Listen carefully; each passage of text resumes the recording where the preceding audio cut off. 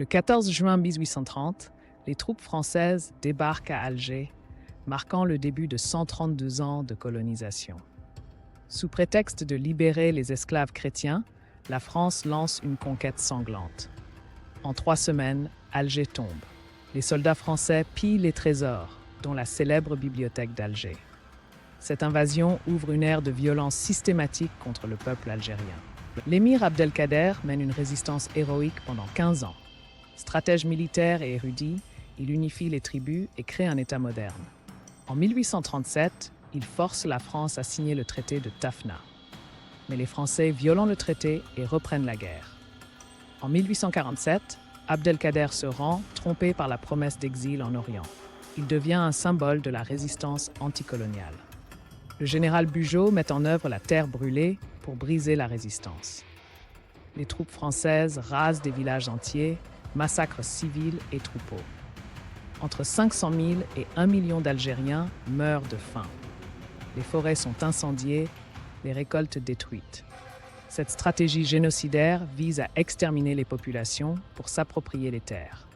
Les survivants sont contraints à l'exil ou à la soumission. Le Code de l'indigénat institutionnalise l'apartheid colonial. Les Algériens deviennent des sujets français sans droits civiques. Ils subissent travail forcé, impôts spéciaux et justice discriminatoire. Toute résistance est punie par l'emprisonnement ou la mort. Ce système raciste permet l'exploitation économique totale. Même les enfants sont soumis au châtiment corporel. La France prétend civiliser tout en maintenant un régime de terreur. La France vole 3,5 millions d'hectares aux Algériens.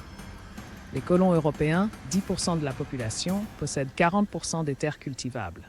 Les paysans algériens deviennent ouvriers agricoles sous-payés.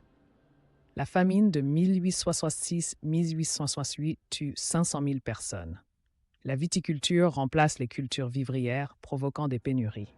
Cette spoliation systématique crée une misère endémique tout en enrichissant les colons. Le 8 mai 1945, alors que la France fête la victoire sur le nazisme, l'armée française massacre 45 000 Algériens à Sétif. Des manifestants pacifiques réclament l'indépendance. La répression dure des semaines. Bombardements aériens, exécutions sommaires, viols collectifs. Ce génocide marque un tournant. La lutte armée devient inévitable. La France cache ses crimes jusqu'aux années 2000. Le 1er novembre 1954, le FLN déclenche la révolution. La France envoie 500 000 soldats et utilise la torture systématique. 2 millions d'Algériens sont internés dans des camps.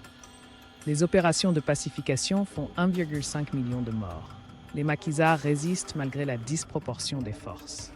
La bataille d'Alger, 1957, montre la détermination des deux côtés. Cette guerre traumatise durablement les deux sociétés. L'armée française institutionnalise la torture. Gégène, peignoir, viol. 300 000 Algériens sont torturés selon les archives. Les camps de concentration comme celui de Lodi privent les détenus de nourriture et d'eau. Les médecins militaires participent aux sévices.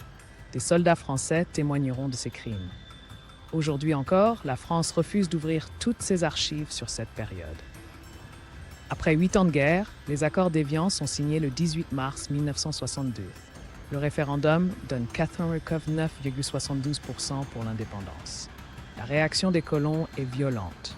L'OAS commet des attentats et tente un putsch.